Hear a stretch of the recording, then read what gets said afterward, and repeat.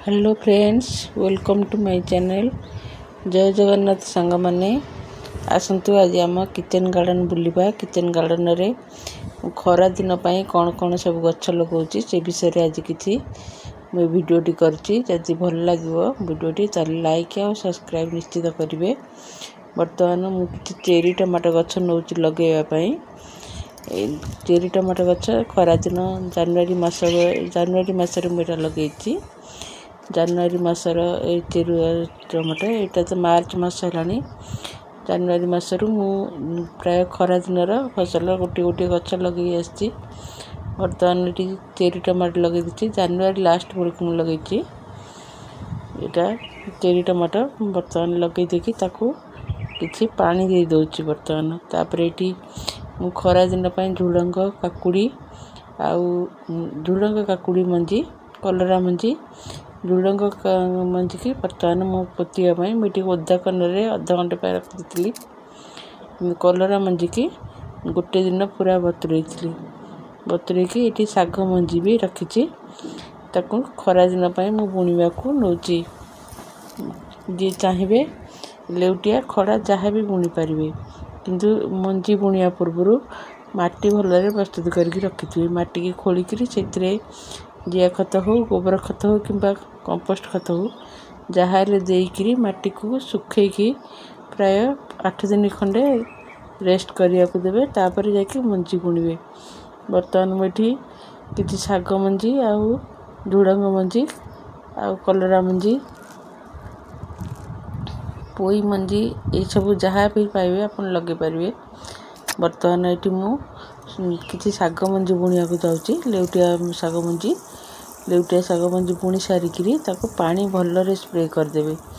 भलरे spray कर देकी जदि पिंपुड़ी लागुथिबे कि पिंपुड़ी जंता किछि लागुथिबे ताले हळदी टिके चारिपटाक लगे देबे देई देबे किंबा गामाक्सिन पाउडर भी दे देले पिंपुड़ी आ लागिबेनी। दे देकी पूरा पानी स्प्रे कर देबे जेंती माटी पूरा भिजि जिवो। गोटे थर पानी भलरे स्प्रे करके ताकू घोड़े देले गछ शीघ्र हो जाए। मुझे चेरी टमाटो गछ लगेछि ताकू भी पानी किछि दे देउछि। एटी गोटे कखारु गछ लगेछि। जे चाहिबे कखारु गछ भी खरा दिने लगे पारिबे। मु ए कखारु गछ को जानुआरी मासर लगे देथिली। जानुआरी मास पूर्व लगे देथिली तेणु से गछ टिके बढ़ाई जाइछि। वर्तमान एटी पोई गछ जे लगेया को चाहुथिबे पोई गछ भी खरा दिने लगे पारिबे। पोई गछ एटी अधिक मंजी बाहर पड़छि। जे पाळुआ हळदी लेटे लगे पाळुआ जे लगेया को चाहुथिबे से लगे पारिबे। वर्तमान मु जो साग आ झुडंग मंजी बुनी थिली से सब गछ हो जाइछि। ए 8 दिन र गछ मंजी बुनीबार 8 दिन पर र गछ। ये 8 दिन भितर ए गछ हो जाय थाए। एटी किछि लंका गछ तळी पकेथिली आगुरु ताकू भी नेइकरी मु पोती दोछि। 5-6टा गछ एथरु पोतीबी, बेसी नुह 5-6टा गछ पोतले भी यथेष्ट। जे चाहिबे घिकुआरी गछ भी मा गछरु घिकुआरी गछ को लगा करके मु एठी पोती देछि। जदि चाहिबे बोली तळे गेंडू गछ भी तळी पके परिबे। एठी मु एठी काकुड़ी गछ लगैथिली, काकुड़ी गछ भी उठी जाइछि। काकुड़ी झुडंग पोई एगुडा कलरा एगुडा साग मंजी जहाँ भी खरा दिने अपन पके परिबे। मो बगीचा रे एठी देखंतु जो साग मंजी बुनीथिली से सब प्राय उठी गलानी। एठी ये खाइबा पाई भी साग हे गलानी। ये होछि लेउटिया साग।